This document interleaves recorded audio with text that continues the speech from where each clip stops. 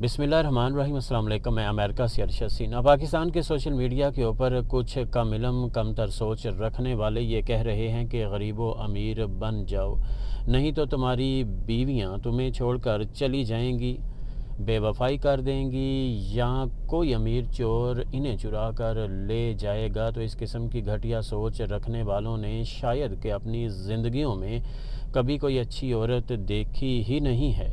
उन्होंने कभी कोई नेक सीरत, पाक दामन, बावफा, बाकिरदार इस किस्म की अच्छी औरत नहीं देखी है, और देखेंगे भी कैसे, क्योंकि इस किस्म की नेक औरतें सोशल मीडिया जैसे नंगे बाज़ार में आती ही नहीं हैं। इसलिए वो बेचारे कहाँ से देखेंगे। और वैसे भी एक इज़्ज़तदार औरत का अमीरी गरीबी के साथ कोई ताल्लुक़ नहीं होता है।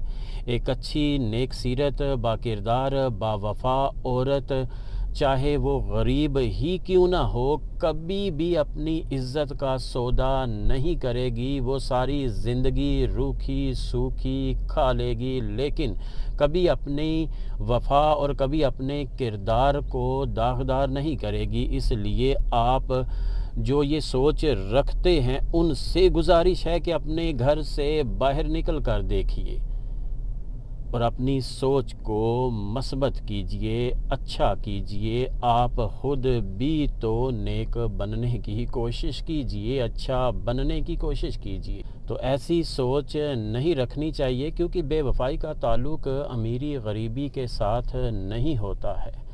जहाँ भी बेवफाई होती है वो होती है, कर जाती है, हो जाती है, वो अमीरी और गरीबी को नहीं देखती।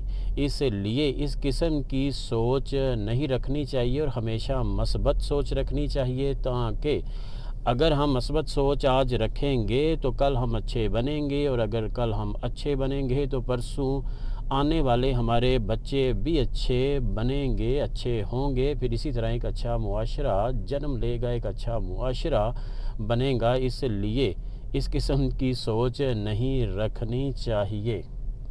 और वैसे भी आपकी ये तहकीक नामुकम्मल है। तहकीक करने के लिए घर से बाहर निकलना पड़ता है, क्योंकि जो तहकीक घर में की जाती है वो नामुकम्मल होती है, वो सही नहीं होती है, सच्ची नहीं होती है। ऐसी कोई तहकीक करनी है तो फिर आपको अपने घर से बाहर निकलना पड़ेगा, क्योंकि आपने अपनी ज़िंदगियों में आज तक कोई अच्छी औरत नहीं देखी है। और ये जो बेवफाई का सिलसिला है, ये आपकी पैदाइश से पहले और आपकी वफ़ात के बाद भी चलता रहेगा, इसी तरह जिस तरह चल रहा है। इसलिए तहकीक करने से पहले कभी भी इस किस्म का बयान ना दीजिए और ना इस किस्म की सोच रखिए, क्योंकि ये एक गंदी, घटिया और बदबूदार सोच है, जिसने आपको भी बदबूदार कर दिया है। अब आपको अपने आप को साफ़ करना होगा, उसके लिए आपको अपनी सोच को बेहतर बनाना होगा।